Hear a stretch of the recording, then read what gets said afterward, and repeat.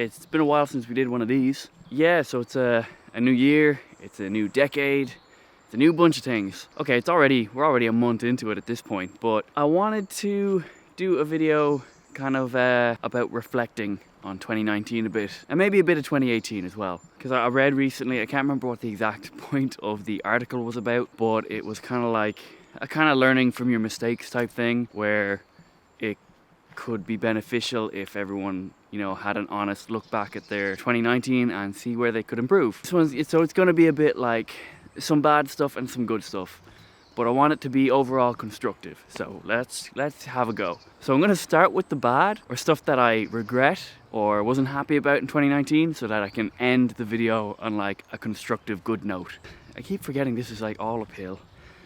So the first regret, walking up too many hills. So the first it feels like the biggest thing, but I have a feeling in future I'll look back and realize it wasn't, is the job I'm currently working, which I can't really go into detail about, but it's random shifts, kind of long hours, and really bad work-life balance. It's not so much that like I'm working a bad job and I regret that, but I don't like being sad all the time or irritable. I don't know if it's something for everyone who works in an office or something, but I don't like being this kind of gossipy, bitchy person that I find I'm starting to be more and more. I look back and whatever about being constructive about these things, I don't like being that way, and I don't like that place is kind of turning me into that. That's not me making excuses or being like, it's not my fault, it's the place. It's the building making me evil. Evil's an exaggeration. I don't like the kind of person that I'm turning into in that environment,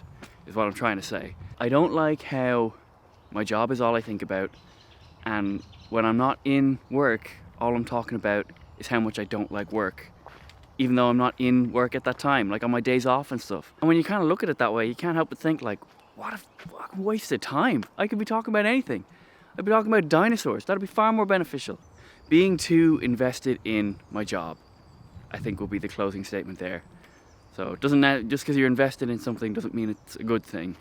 You can be over-invested in something, and you can have bad emotions invested in that thing. So the next thing is, I would like to be lighthearted about this thing and like make some jokes and everything, and it's always awkward to kind of bring it up, to be honest. So this past year, I have kind of come to realize that I'm not really great at telling people how I feel about them. Not in like I'm gonna tell you what I think about you, but as in like opening up about my feelings or taking a chance and telling how much I care about someone or how much I like someone. I'm not good at opening up about that, and it's only resulted in frustration. I'm very much aware of how much I care about these people, or how much I'm attracted to these people, or what level of positive feelings I have towards them, and it seems to make sense to tell them, at least for alignment purposes. But then I can't do it. And this is for like a bunch of things. Like this is for like people I'm attracted to, and then most importantly, like the biggest things, like my family and like my extended family, and like I don't know what kind of wall I'm hitting or what kind of weird nerves I've had. Like, if you don't take the chance to tell people you love them or you care about them or you like them, at least, day's gonna come when they're not there anymore. This is hard. This is a tough one. This is a tough one. Life is obviously too short to not tell people you care about them, or that you have feelings for them, or whatever kind of positive thing you want to send their way. And like, all things come to an end. Life comes to an end. Relationships come to an end. Like, the time inevitably comes when you won't see someone again to be depressing about it. So you're better off taking your chances sooner. And I'm saying all this, I don't know how I'm going to do it, because I don't know what I have going on in my head, but that's the whole thing, is that I have not been able to do it. Man, I've gone on a huge rant about this. I need to not put all that in there. So just to make that shorter, something I regret about 2019 is not being super good in talking about my feelings. Yeah, that's a tough one. Right, so I want to try fit a couple of bad ones in before I start talking about the good things. So another thing I don't feel great about in reflecting on 2019 is I let a lot of friendships go. I let a lot of people slip away out of my life. I know it's really easy to go to like, it wasn't my fault, it wasn't their fault, it just kind of happened. It's kind of my fault. not in like a falling out kind of way, or that we had some kind of fight or anything. Oop, I better, that's someone's house. Because my schedule is, like I was saying before, it's not great with this job. Not an excuse though. You know, you can still maintain and nurture relationships regardless of your schedule, whether it be just sending the odd message or checking in or sending people memes. That's like 21st century relationship management. Just send each other memes. I didn't do any of that, and I really should have. You know, it takes two, and I was not being one of the two, if that makes any sense. So yeah, another thing I regret, letting friendships slip away. I'm gonna combine the next two into one because I want to get to the good stuff. So one thing that really has become highlighted to me towards the end of 2019 was conflict. I do not deal well with conflict, or confrontation. That's maybe even a better term. And like, that's not just something that I'm like, oh, I didn't realize, I'll change. I can feel it right now. I still can't deal with confrontation super well. I try to negotiate too much, which doesn't go super well in a lot of cases, especially if it's dealing with people's emotions. Like if someone comes to me and they're angry, you can't negotiate with feelings. And that also leads on to like being afraid of getting into those situations, which means I'm just pussing out of like awkward conversations. So the second part of this one is like not being great with money. I've had a couple of instances this past year where I say lent people money or spent money on someone, and it was not a smart move. I'm talking the hundreds now, hundreds of euros. And I know people go, oh, why'd you do that? You're an idiot or whatever. To be honest, I'd do it again. I'd probably do it again, because all someone has to do is play me a little sob story and I just fucking dump my wallet out all over them. I would like to think there's no malice from the people who do it, but I think like in some cases some people do see like a cheap meal, or you know, whatever about it. It's not about them. It's not about the other side of this. This is about me not being good with my money. I look back on this and I feel nothing but regret, and yeah, it sucks. So yeah, this one is being bad at confrontation and being bad with money. Regrettable. 2019, regrettable for the old money department. That is the regrets. This video is about reflection, not just regrets. But there's also been some good things that make me really happy thinking back about it. I'll pick up where the last thing left off.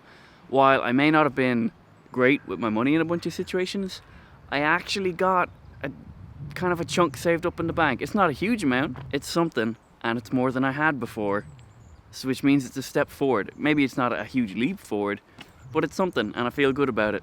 So one good reflection I have for 2019 is that I got a bit put away, and I feel good about it.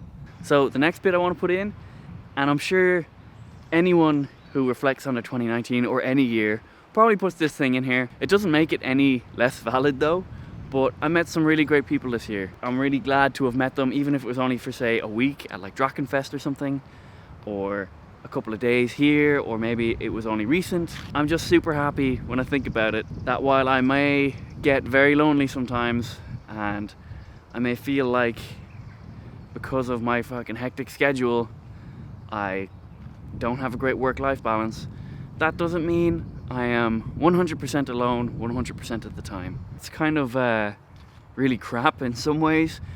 It's actually kind of reassuring in others. So yeah, I guess this point, good point for 2019.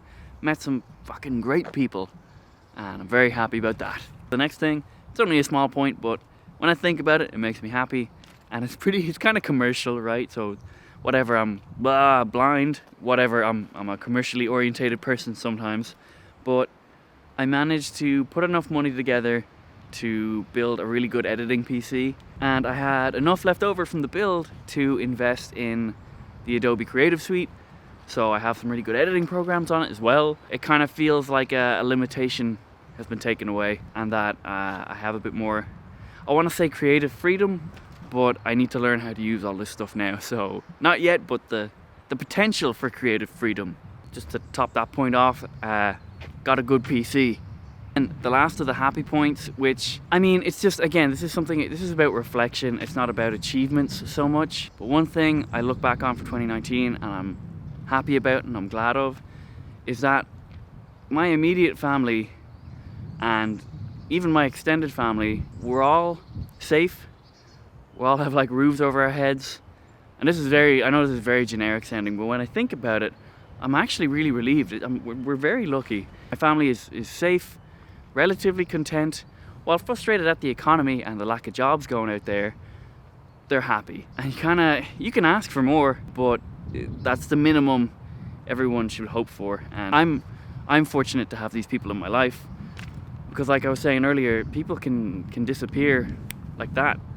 And I still got pretty much everyone in my life, family-wise. And I think about that a lot, and I'm very overexposed. I'm very grateful for it. And I recognize not everyone has that. So I guess that point is just for 2019, I was grateful to have my family. So that was the bad, that was the good. And just before I finish the video, I want to put like some constructive icing on the cake. So upon reflection, what are some things that I want to change or make happen in 2020 and beyond? So the first thing, which is actually 3 things in one, I want to take better care of my teeth, my skin, and my overall diet. So towards the end of 2019, I started having major problems with some of my teeth. Not from like lack of brushing or lack of hygiene or anything, just, man, shit can go wrong with your teeth and it's nuts what can happen. So I need to go to the dentist more, just for like, stuff like wisdom teeth, and like, I used to have braces so my teeth can go weird directions sometimes. Turns out you're supposed to keep an eye on that kind of thing. I'm gonna take better care of my skin. Oh, please don't be windy. I'm gonna try power through. Hopefully you can still hear me. I want to take better care of my skin, so that means like using moisturizer and stuff like that. Not just using like Little Brand shower gel as a face wash. Like, that's just probably made of gravel and hand sanitizer. But yeah, just generally taking care of myself. I need to do that better, because I'll miss all that stuff when it's gone. Because if you take care of that stuff like your teeth and your skin, it'll take care of you. Kind of. It'll let you chew your food at least. Then the next thing I want to improve for 2020 and beyond is I really need to make proper efforts for upskilling. My current job, it makes it nearly impossible to go to classes or evening classes, just because the shifts that I work are kind of all over the place with really random days off, and they change from month to month, so it's kind of hard to nail down a class.